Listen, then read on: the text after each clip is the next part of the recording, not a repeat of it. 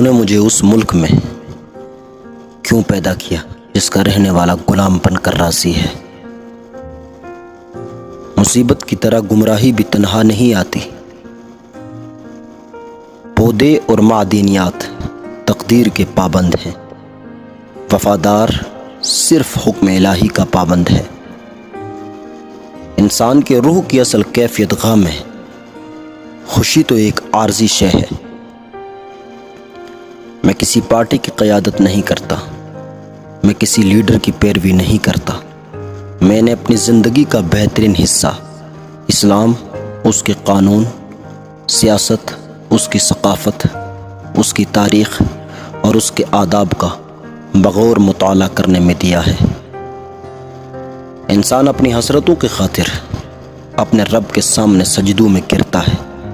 اگر وہ صرف عشق خدا میں گرے تو کوئی حسرت باقی نہ رہے. دل کی فطرت ہی ایسی ہے کہ وہ محبت سے رام ہو سکتی ہے، مخالفت اور عداوت سے نہیں. میں نے آسمان کے رگوں کی حرکت اور چاند کے رگوں میں دوڑتا خون دیکھا ہے. علم کی طلب جس رنگ میں بھی کی جائے عبادت کی ایک شکل ہے. آج کل تعلیم زیادہ ہے اور علم کم، جبکہ پہلے زمانے میں علم زیادہ تھا اور تعلیم کم. تم کامیابی اور ناکامی پر نظر نہ کرو، اپنے مقصد تخلیق کو پہچانو اور جد و جہد کیے جاؤ.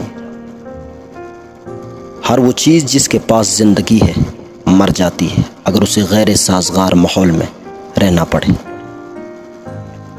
مصیبت ایک عطیہ خداوندی ہے تاکہ انسان اپنی زندگی کا مشاہدہ کر لے.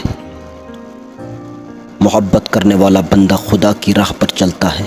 مومن اور کافر دونوں سے محبت کا اظہار کرتا ہے.